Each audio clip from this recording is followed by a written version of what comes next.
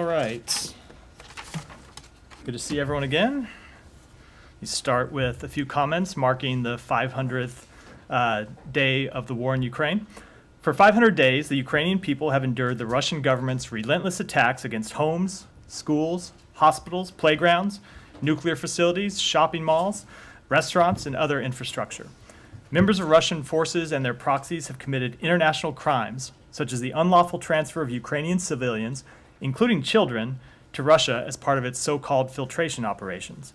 The Kremlin has repeatedly ordered attacks on Ukraine's energy grid, seized its nuclear energy facilities, and engaged irresponsibly in nuclear saber rattling. By destroying arable land and preventing Ukraine from exporting agricultural products, Russia substantially worsened global food security. Moscow's strikes have hit thousands of schools and hundreds of hospitals and cultural sites. Members of Russia's forces and other Russian officials have committed crimes against humanity in Ukraine. For 500 days, Ukrainians have bravely defended themselves, their families, their communities, their land, and their proud national identity. The international community has rallied around Ukraine in the face of Moscow's flagrant violations of the UN Charter and attempts to conquer its neighbor and redraw internationally recognized borders by force. Since day one of the Russian government's full-scale invasion of Ukraine, the United States has stepped up its help to Ukraine. We rallied the world to Ukraine's side and surged our security, economic, and humanitarian assistance to Ukraine. The United States, our allies and partners imposed unprecedented sanctions, export controls, and other costs on the Russian government that are having severe and cumulative consequences, particularly on the Kremlin's ability to finance and prosecute its war effort. We demonstrated the concerted power of our alliance and partnerships by coordinating with NATO, the EU, the G7, and multilateral institutions such as the United Nations, the Organization for Security and Cooperation in Europe, and the International Atomic Energy Agency to stand up for Ukraine's sovereignty, territorial integrity, and independence, and to hold Russia to account. In the weeks and months ahead, the United States will continue to work with Ukraine, with our allies and partners, and with any and all stakeholders dedicated to supporting a just and lasting peace. We cannot cave to Russia's aggression or accept its brazen attempts to redraw borders by force. For 500 days, we have stood firmly united with Ukraine, and we will continue to do so for as long as it takes. Matt? Okay, thanks. I do have a question about the forced deportations, but it's a little bit off the grid, and so I'll do it at the very end on that. It was on what deportation? Well, oh, the forced deportation. Yeah. The forced deportations and that being a crime. And I'm sure that other people will get back into Ukraine specifically in a second, but I just want to ask you, tangentially related to Ukraine, in terms of NATO expansion and the Turks. So it has not escaped anyone's notice that the Secretary has spoken 3 times in the last, 5 days? Correct. 5 or 6. Yeah. 5 or 6 days with the new Turkish foreign minister. The President's spoken with Erdogan. They're expected to meet in Vilnius, I don't know, in the next couple hours or so. And there's this new Turkish, I don't know if I would call it a demand, but the suggestion that if the EU would pave the way for Turkish accession to the EU, right, then they would be more willing, or would be willing to, agree to Sweden getting into NATO. I realize the U.S. is not a member of the EU. You have no desire to be a member of the EU. Victoria Nuland expressed her feelings about the EU quite specifically not so long ago. We're not a European country. It's kind of in the name, European Union. Well, there are plenty of countries in NATO that are not on the Atlantic. Fair. Okay? So I'm just wondering, do you guys have a position on it? Is this something that you guys are okay with, even though you don't have a decision in it, or is it something that you just think is out of bounds that the Turks are pulling out of their hats as a kind of a last minute thing? Yeah, let me say a few things. Number one, the United States has, for a number of years, supported Turkey's EU aspirations, and we continue to do so. That said, as you point out, it is not a decision for the United States. It is a decision for the European Union and ultimately That's a matter between the European Union and Turkey. However, we do not believe that it should be an impediment to Sweden's accession to NATO. As you pointed out, the Secretary has talked 3 times in the last 5 or 6 days to the Foreign Minister of Turkey, Foreign Minister Fidan. Talked to him this morning. He talked to him on Saturday. He talked to him last Wednesday. The President talked to President Erdogan yesterday. We continue to press the case that Sweden has taken a number of steps to address the concerns that Turkey raised, and we believe that it is time for Turkey to support Sweden's NATO accession. So, in his conversations with the foreign minister, I won't ask you about the president's conversation with Erdogan, but has he made that point? He has made that point. And to put a really fine point on it, you're saying, yeah, we think you should be a member of the EU, but you shouldn't link your joining the EU to Sweden joining NATO. Is that correct? I won't get that specific. I will say that well, you kind of did before, but so that's why I just want to make sure I understand what the U.S. position is. The U.S. position is very clear, as I just stated. Well, it's not that clear. I'm asking you to make it clear. Is it your position that it's all well and good and you support Turkey getting into the EU, but you don't think the Turks should link their joining the EU to their dropping of their objections? Correct. That is correct. We think that they are. Can you put that in like we think that they are separate issues, and we support Turkey's longtime aspirations to join the EU, but that is a separate question than the question about Sweden joining NATO, and we think it's time for Sweden to join NATO, and we hope Turkey will support them, and the Secretary has made that clear in his conversations with Foreign Minister Fidan. Go ahead. Thanks, Matt. To follow up on Matt's question, did the EU topic come up in his conversations with Fidan? Did they give a heads up that Erdogan was going to be raising this today?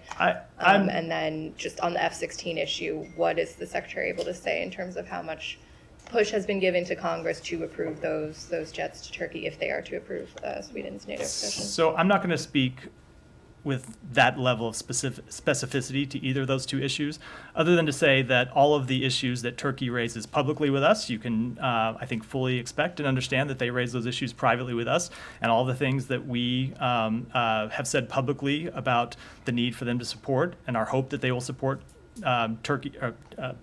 Sweden's accession, we say privately to them. We also say privately to them what we have said publicly, which is we have supported the provision of F-16s to Turkey for some time. We've made that clear publicly that we support it, but that there are a number of members of Congress who, as much as we don't believe the issue should be linked with NATO accession, there are members of Congress who believe that it is. And so we always make that clear privately and publicly that is an issue that a number of members of Congress have raised.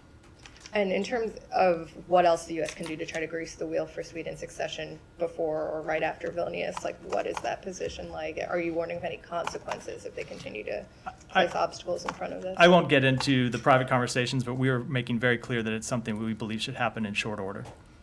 Follow up on this. Yeah. Thanks so much. General public learned about this new Turkey's demand today, this morning. Based on your response, this did not come to your surprise, right? Because Secretary spoke with Turkish counterpart yesterday. So you were not surprised by this new demand. I will say what I said to Matt, what I said to Jennifer, which is the same issues that they raise publicly, they often raise with us privately as well. But when for the first time you guys have learned about it? I'm not going to speak to that. This new demand, how much does it complicate your efforts to line up all the ducks in the same row? I won't make any predictions. I will just continue to state our position, which we think that at the beginning of this process, Turkey raised a number of concerns that it had with respect to Sweden. Sweden took steps to address those concerns. Sweden changed its constitution. It passed a new law. It's arrested terrorism suspects. It's prosecuting them. And we believe those concerns have been sufficient to address the concern. I'm sorry, those actions have been sufficient to address the concerns that Turkey professed. And so now we believe it's time to move to full accession for Sweden in very short order. Now, in terms of any predictions about how or when that might happen, we think it will happen, but I don't want to make any exact predictions about when it will come, other than that we believe it ought to happen in the very near future. follow up? Yeah, go ahead. Thank you very much. I'd like to take a look at it from a different perspective because your colleagues Ned Price and Vedant Patel and now you've been telling me, because there have been so many different instances, like the first burning of the Quran, PKK protests, day in and day out I was here asking questions about them. And 7 months ago, your colleagues were telling me that Sweden was ready to join NATO, even before those steps have been taken. So that created some kind of distrust amongst Turks because you were literally talking about something that hasn't happened yet. And now you're telling us again that they're ready to join NATO. So I think, would you not say that that created a bit of a distrust towards the US statements? Because you were saying that Sweden was ready to join NATO in January, and you're still saying that. But between the 2 months, January and July, a lot has happened. Sure. What I'll say to that is yes, you're right. We have believed for a number of months that Sweden was ready to join NATO. But part of the consultative process of joining NATO is it has to be a unanimous decision by all 31 members of the alliance. And as part of that consultative process, it is appropriate for countries to raise issues that they have and ask for applicants who want to join NATO to take issues to correct them. We think it was appropriate that Turkey raised those questions. We think it was appropriate that Turkey pressed Sweden to take action. So far from not listening to concerns expressed by Turkey, we have welcomed their expressing those concerns, and we have welcomed. Let me just finish. We have welcomed Sweden's taking steps to address them. So I would say we think that it was appropriate for Turkey to raise those concerns. We believe that Sweden has addressed them, and as I said, we think it's time to move to full membership. One more, please. Yeah. So regarding the EU demand, quote unquote, from the Turkish president today, it kind of turned into things being linked up to each other, right? And it all started with the F-16 fighter jet sale process, because there was, if you can call it blackmail, from certain Congress members that we're not going to approve the F-16 fighter jet sale unless this and this and that happens. And they also said that even if Sweden's NATO application process is completed, we've got other demands.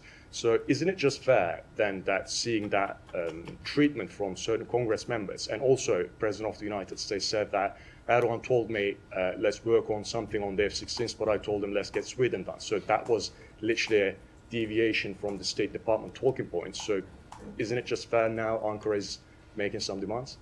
I'm not going to speak to what's fair or what's not fair. I'm not going to speak to what certain members of Congress have said. How would you react then, the president deviating from that talking point? The president has not deviated from any talking points. The president sets the policy for the United States, of course. I will say, as I have said, as the president has said, as the Secretary of State has said, we support the provision of F-16s to Turkey. We have made that clear for some time. We also believe that it is time for Sweden's accession to NATO to be approved. We will continue to have conversations with senior level Turkish officials. I'm sure that the Secretary of State would be ready to have another conversation with the foreign minister at the appropriate time, because this is a high priority for us, and we believe it's time to get it done. Yeah. Stay on this. Let me just stay on. If anyone else has any on this topic before I move on this. No. All right. All right. On Ukraine. Yeah, we'll go to Ukraine. We'll come back to you. Yeah, I wanted to go back to the decision to send cluster munitions to Ukraine. I'm interested in what responses the administration has heard from allies and from other countries, noting that.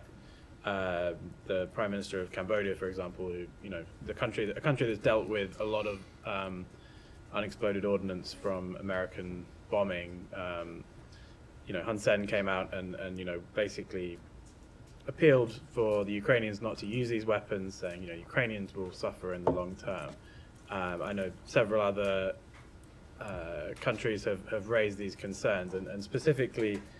Under the convention that the US is not a signatory to, but a lot of countries are a signatory to on cluster munitions, it does require them to make efforts to discourage other countries from not using them. So I'm wondering if you could sort of talk us through what diplomatic outreach you've heard from other countries, specifically.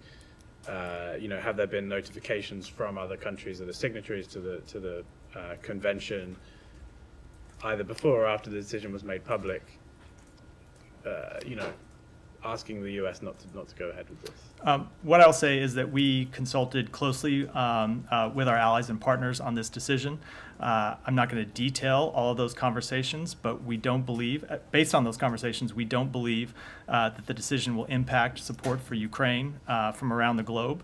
And I just want to reiterate something that the National Security Advisor spoke to when he was at the White House podium on Friday, which is that this was a very difficult decision for the administration. It was a difficult decision for people in this department. It was a difficult decision, I know, for the president, based on what the National Security Advisor said.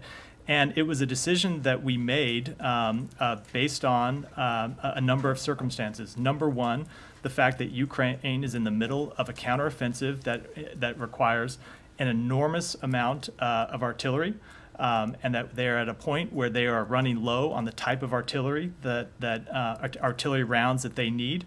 And we needed to bridge the period from when they will run low on those stocks to when we can provide them with new stocks based on the manufacturing that we've turned on both here and abroad in the past number of months.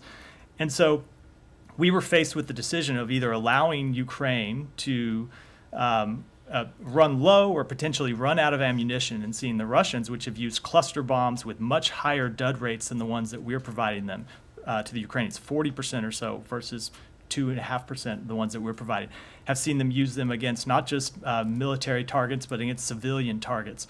We ran the risk of allowing them, leaving the Ukrainians without the ability to defend themselves against those munitions versus providing them these munitions with some very serious assurances that we got from the Ukrainians.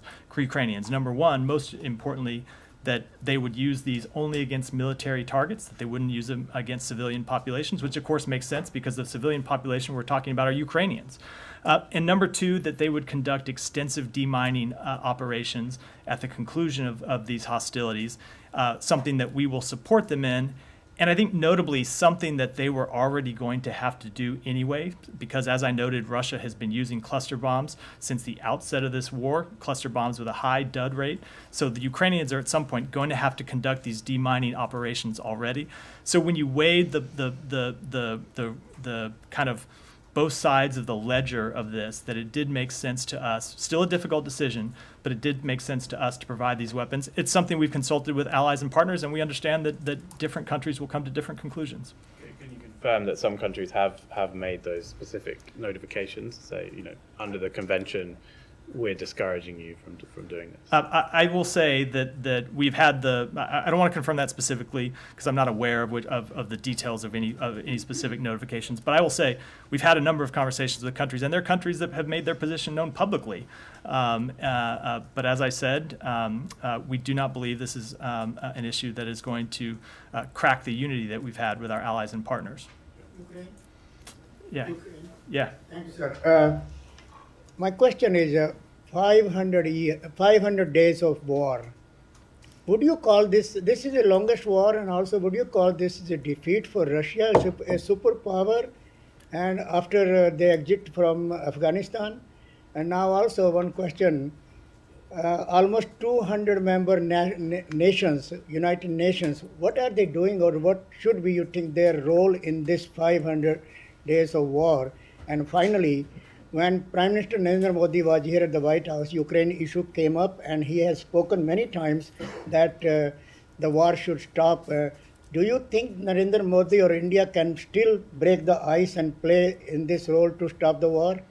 A few things. So I will say, with respect to your first question, we believe the war has been a strategic failure for Ukraine. The Secretary spoke to this in a speech he gave in Helsinki last month, I believe it was. What's that? I'm sorry, a strategic failure for Ukraine. Thank you for the correction. Which is, I need more than one correction today. This is the first time at the podium for a week. I'm apparently a little rusty. I never expected anyone to say, I never expected you guys to see the high ground. I'm a little rusty, I guess. Or strategic failure. Asked about it, a strategic failure for Russia, which has seen an enormous loss of both military personnel, but military equipment that's seen its standing in the world affected, that's seen its economy crippled by the sanctions and export controls we've imposed. I will say, with respect to what other countries of the world can do, we welcome the international support that Ukraine has received since the beginning of this conflict. And to your last question, I would say we welcome a role that India or any other country could play in helping achieve a just and lasting peace that recognizes Ukraine's territorial integrity and recognizes Ukraine's sovereignty. All right, let me stay on Ukraine before we move in. Ukraine. Yeah. Since you're rusty, I want to spice things up a little bit. Ask about track 2 so-called diplomacy that made headlines last week and understandably angered Ukrainians. Yeah, how much did the second? No, I know you guys covered it last week, but the second is shared same stage with Richard Haas 2 weeks ago. Can you tell us how much the secretary know about these efforts?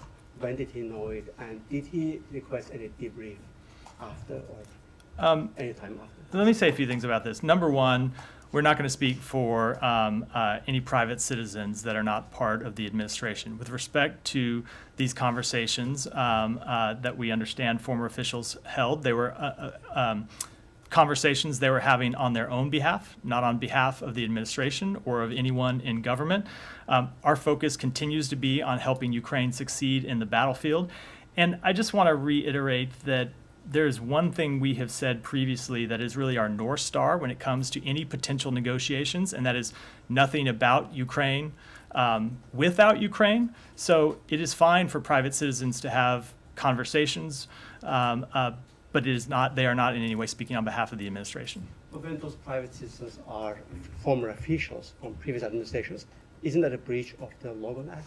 No, we don't believe it is. Where do you draw that line? They're not conducting foreign policy on behalf of the United States. Yeah, Janet, go ahead. Thank you.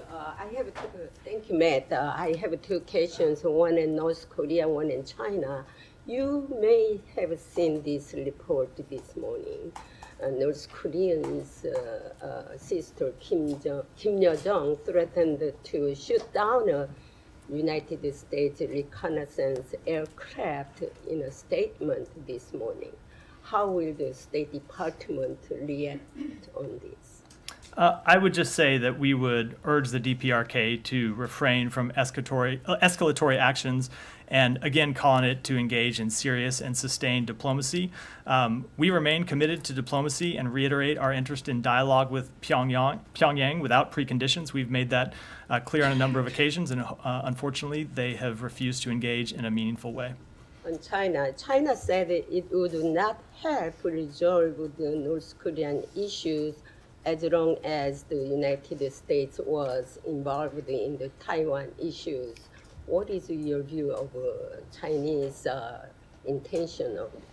I will say this is an issue that came up in our conversations in Beijing when the Secretary traveled to Beijing to meet with Chinese government officials. And we continue to believe that China can play a role, if it chooses to, in helping convince the DPRK to take de-escalatory actions, and we will continue to urge them to do so.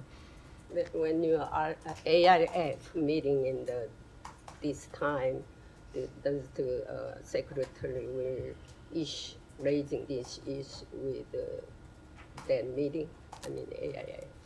I wouldn't want to preview any specific meeting, but of course this is an issue that we often raise in our diplomatic engagements. All right, Saeed. Thank you, Matt. I have a couple of questions on Janine, but since you mentioned a milestone of 500 days, I want to ask you, do you know how many days has it been since the Palestinians have been occupied by Israel? I do not. Well, not including today, 20,475, not including today, facing a very brutal occupation. Unlike the Ukrainians, the Palestinians are not afforded the right to self-defense. Facing against Apache helicopters, American-supplied weapons, and so on, kids throwing stones at these weapons that you supply so generously to Israel, and so on. Do you believe that the Palestinian people in Jenin have a right to defend themselves? Let me just say, first of all, with respect to the comparison to Ukraine, The United States does not believe these two situations are comparable. I'm not going to litigate all the differences here at the podium, but in no way do we believe there is a comparison to be drawn here. Let me speak about. Let me speak about Jenin. Are the Palestinians occupied or not? Have they been at least, as you have acknowledged, been occupied since 1967, June 5, which makes it 20,475 We have said that in the past, and our position has not changed. So how is it not compared? It is not in any way related to Ukraine. Okay, I'm not relating to Ukraine. Do you believe that the Palestinians, it is high time that the Palestinians have become free of military occupation? We believe that there should be a two-state solution, as we have said for a long time. You and I have engaged in this conversation before. It continues to be our policy. But you know what? I mean, last week, what you guys said, that we saw all this destruction and the killing, and a refugee camp, people being displaced for the second and third, probably the fourth time in their life. And what do you say? You say Israel has a right to defend itself. Israel goes into a refugee camp. Israel does have the right. Refugee camp. So do the Palestinians have a right to defend Israel themselves? does have a right to defend itself. Right. We support Israel's. Let me finish. I've let you talk for a while. We support Israel's security and the right to defend its people against Hamas, Palestinian Islamic Jihad, and other terrorist groups. Right. At the same time, it is imperative to take all possible steps to protect civilians from harm and facilitate humanitarian and reconstruction supplies for the benefit of the people of Jenin, like restoring electricity and water services. Mm-hmm. So would the United States wish to step in and to protect the Palestinians? Do you believe that the Palestinian people, the civilians, need protection? We believe that Israelis and Palestinians alike deserve to live with equal measures of dignity, prosperity. It is why we are such fervent advocates of the two-state solution and continue to be so. The Secretary General of the United Nations said that Israel used excessive force in Jenin. Do you agree with the Secretary General of the United Nations? I'm not going to speak to specifically to his comments, but I will say, as I said before, we support Israel's security and its right to defend itself against Hamas, Palestinian Islamic Jihad, and other terrorist groups. Michelle. Israeli Minister of National Security, Marvin Kfir, reacting to President Biden's statement yesterday, has said that Israel is an independent country and not another star on the U.S. flag. Do you have any comment on that?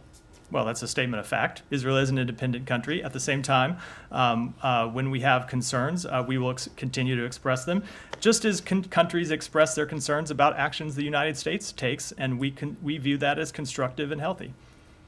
Thank you. Israel. I was going to call. Go ahead. Thanks, Matt. Today, Tumait Salehi, the Iranian rapper who was detained during the demonstrations in Iran, his sentence was announced 6 years and 3 months. His political sponsor in the EU Parliament has said that she would like to see him and talk to him. What would the United States like to see in this regard? Let me just say that we've seen the disturbing news about the verdict for a 6-year sentence. We continue to monitor his condition. He has been consistently denied access to legal representation. His trial was held behind closed doors following reports in April he was in urgent need of medical attention after he was tortured while in detention. The regime's harsh treatment in this matter is deeply troubling and must be brought to an end. And we would call on the Iranian authorities to release him and all political prisoners. The world is watching, and we'll continue to coordinate with our allies and partners to hold Iranian authorities accountable for their human rights abuses. Okay. I have a question on Special Envoy Rob Malley. The House Foreign Affairs Committee expects an answer from the State Department by the end of the day tomorrow regarding his situation. Is the State Department going to comply with that? Are you anywhere close? I will say we take our oversight obligations extremely seriously. We obviously got the letter from the chairman. We've been reviewing it, and we will be engaging with his office on the matter. Israel? Was there a question? Yeah, go ahead. I'll come back. The Iraqi coordination framework, which they donated the Iraqi government, they are calling for unfreeze the Iranian assets in Iraq, that Tehran could continue supply Baghdad with gas for electricity. How do you see this calling, and how do you going to respond to that? Let me say a few things about it. Number one, since 2018, the State Department has provided a number of waivers in consultation with Congress that allow Iraq to import electricity from Iran. Any funds owed to Iran are paid into a restricted account that can then be used by Iran to purchase non-sanctioned goods such as food and medicine. The 19th such waiver was provided in March. We talked about it a bit from in this briefing room. And we're not in a position to preview any future decisions about whether to renew the waiver. But beyond that, I want to speak to the underlying issue, which is that the United States strongly supports Iraq's path to energy autonomy and are working closely with our Iraqi partners to see that goal achieved. Just today, Iraq signed a $27 billion energy deal with Total Energies. We believe that was an important step towards this goal, and we enthusiastically welcome the development. It's something the Secretary was personally involved in advocating for. The deal with Total and projects like those laid out during the higher coordinating committee we had with Iraq in February will ultimately allow Iraq to reduce its methane emissions, improve public health for Iraqis, and utilize a natural resource that could be providing electricity to Iraq's people and its economy. The current Iraqi government is backed by some Iranian political groups in Iraq. Are they pushing you to unfreeze the Iranian assets in Iraq? I won't get into any private diplomatic conversations. But Israel, go ahead. I have a question about how would your comment be to our audience concerns about foreign government intrusion in Israel, to working to foment the riots and protests in Israel, to undermine the ongoing judicial reform, and there's also the issue about a lot of evangelical Christians are very supportive of Israel's right to their land. They oppose the two-state idea. What would you say to those issues? I will say that we disagree. We support the two-state solution. I think we've made that very clear with respect to judicial reform. As the administration has said on a number of occasions, both U.S. and Israeli democracy are built on strong institutions, checks and balances, and an independent judiciary. The president has said publicly and privately that fundamental reforms like this require a broad basis of support to be durable and sustained.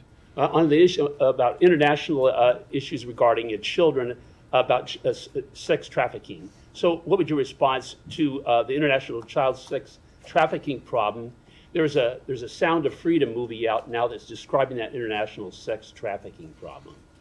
We obviously oppose international sex trafficking. The department has taken a number of steps to both shine a light on sex trafficking and hold people accountable. It's a high priority for this department and for the broader United States government. Thank you. Go ahead. Thanks. Just to follow up on Rob Malley, there was some more specific reporting the end of last week and over the weekend that he's under investigation by the FBI for his handling of classified documents. What is the State Department's latest position on why exactly he's on leave? I don't have any comment on those reports. As we've said, Rob Malley is on leave, and Abram Paley is leading the department's work in this area. And I will just say, in addition to not commenting on any reports of investigation, I'm really limited about what more I can say about what is a personnel matter due to privacy considerations. Yeah. Yeah, we haven't spoken about Sudan in a while at this podium. I was thinking, the UN has said that Sudan is on verge of a full-scale civil war. That was yesterday. And then today there are talks in Ethiopia. The Sudan army said that they would not participate in those talks. How do you assess the situation right now? What more can you do or not do? More sanctions or what have you? I know you never preview sanctions, but where are you at? I will say that the situation in Sudan continues to be extremely troubling. With respect to the talks that you referred to, Assistant Secretary of State for African Affairs Molly Fee is in Addis Ababa today and tomorrow to engage with African leaders, including senior representatives of governments in the region, and the African Union Commission, the Intergovernmental Authority on Development. And she is also meeting with Sudanese civilians committed to ending the conflict and restoring democratic governance in Sudan. I will just say that this meeting continues to send the message we have been sending to the two warring parties from the beginning, that the world is watching. The United States and our regional partners are unified in calling for the parties to immediately end the fighting and for the SAF and RSF to return to the barracks, to adhere to their obligations under international humanitarian law and respect human rights. There is no military solution to this conflict, so we will continue to do two things. One, engage in diplomatic efforts like the ones we're engaging now, and two, impose measures that hold the parties accountable if and when it's appropriate. You're right, I can't speak to those.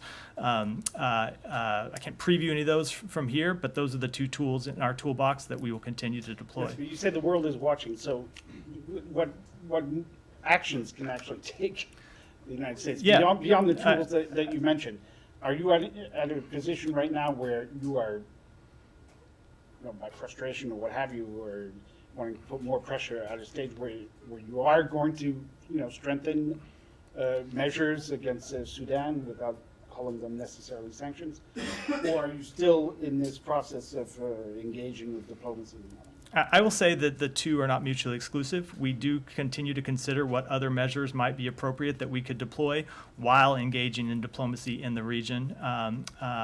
And one thing we're not going to do is give up our engagement on this matter. It continues to be a high priority for us. Assistant Secretary Fee has been in the region a number of times to work on this matter. Of course, John Godfrey is still there.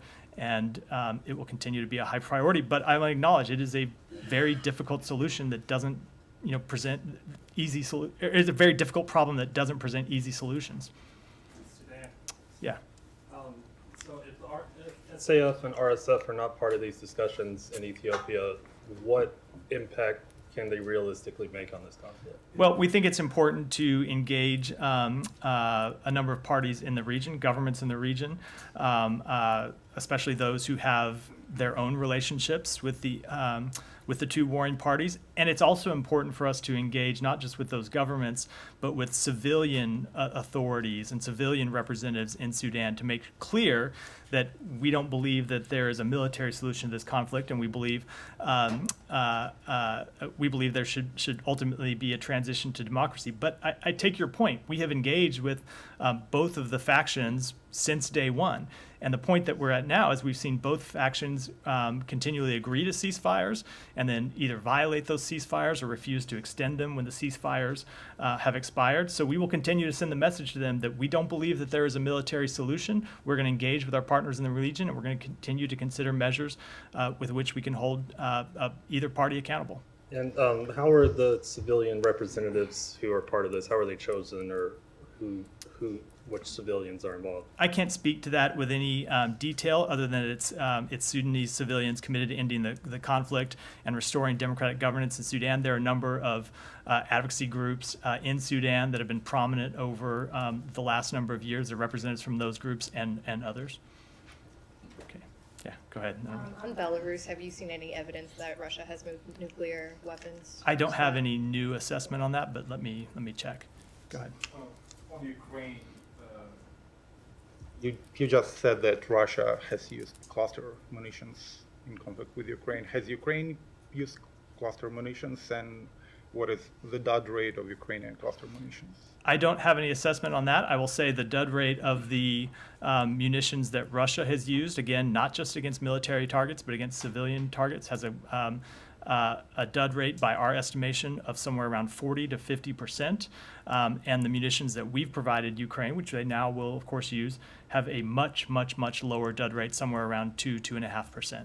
And over the weekend, Anna Malyar, who is the Deputy Defense Minister of Ukraine, acknowledged that Kyiv was behind the terrorist attack on the Crimean Bridge in October, when a truck full of explosives exploded. And do you believe there should be any sort of accountability here in this case? I don't. I have not seen those comments, and I'm reluctant to comment on them without having seen them in full and in their proper context. Okay. Oh, yeah.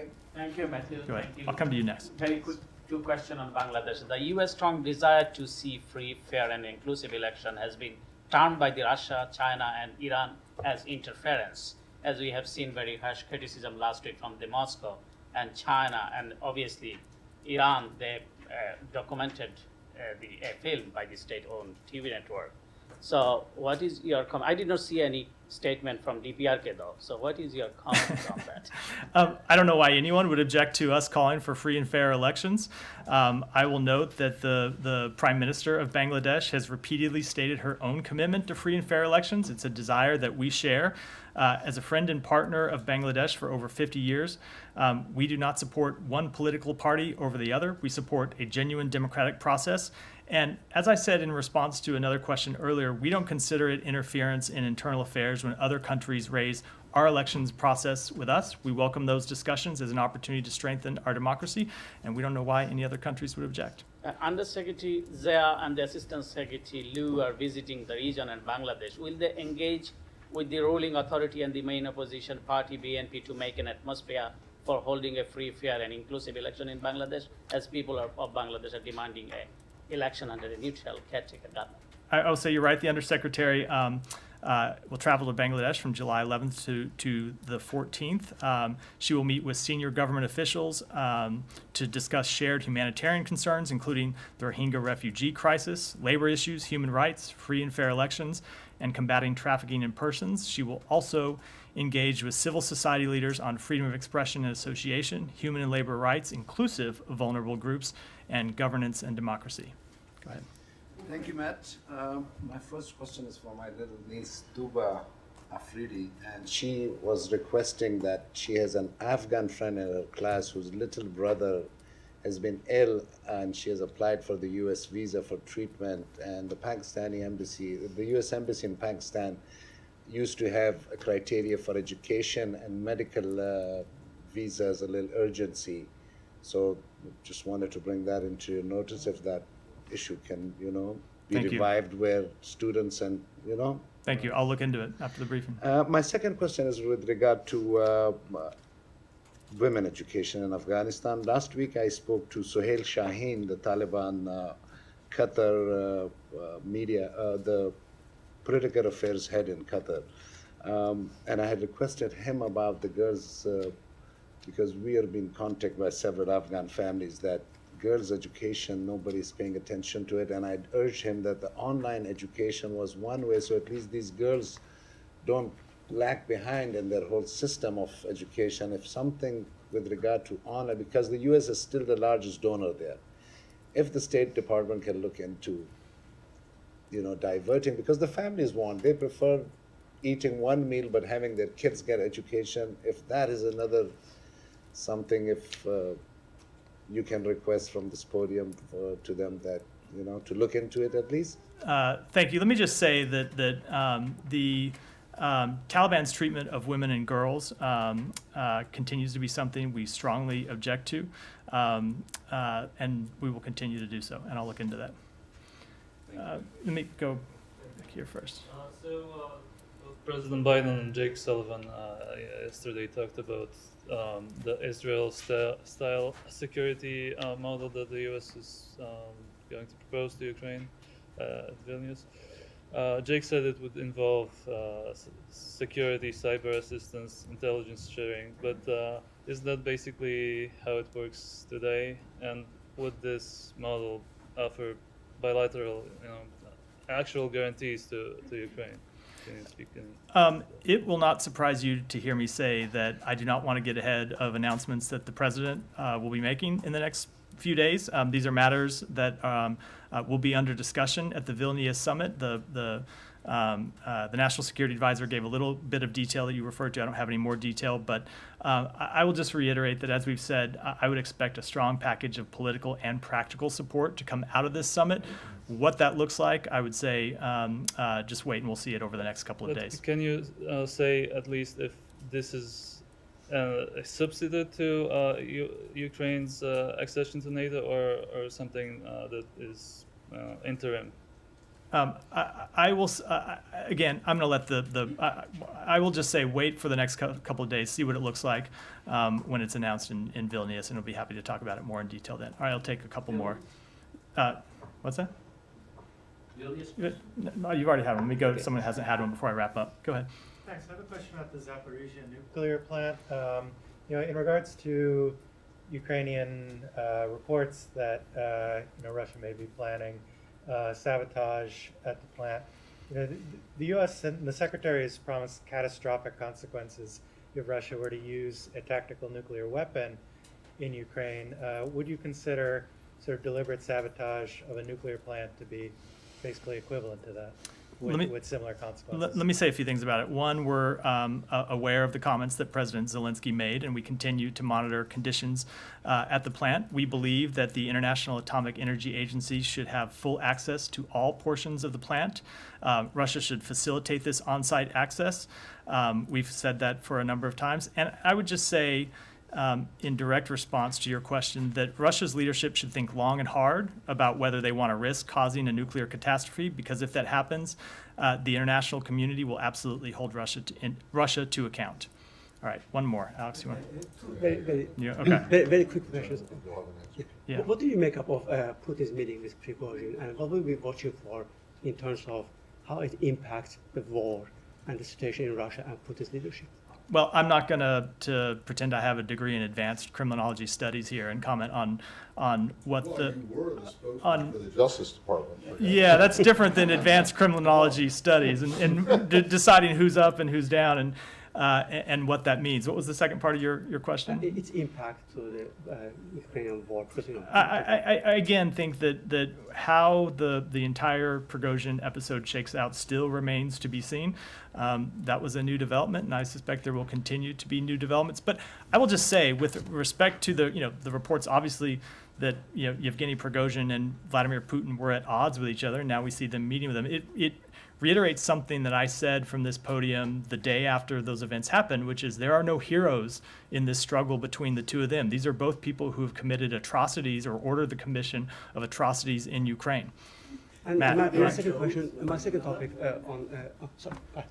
I think they are in code with one another. I'm not going to play criminologist on this. Matt, my you second want topic, Matt, to? if you don't mind, on Armenia Azerbaijan, the Secretary called Arlington meeting successful. What should Azerbaijanis and Armenians be looking for in the days, months ahead to understand that it was successful? I think another sign would be the continuation of talks, which we continue to support. We continue to believe an agreement is possible, and we look forward to further talks in the coming months. Continuation, including in Washington. I'm not going to say any more than that. Okay. Matt? I don't expect you're going to have an answer to this, but I would appreciate it if you could look into it, particularly with Elle. And given the fact that the Secretary and the President were just in London, and that you opened the briefing with this the statement about Ukraine and forced deportations. I'm just wondering if the British Indian Ocean Territory issue has come up at all with and the expulsion, the forced expulsion by the British of islanders from the Chagos archipelago. If that comes up at all in any of these discussions. I know that Cleverly said late last year that the Brits and Mauritius would be entering into another round of discussion about this. But for decades now, this has been an issue. These people were forcibly expelled. Everyone admits that. And you say that it's a war crime in Ukraine, and I'm just wondering, this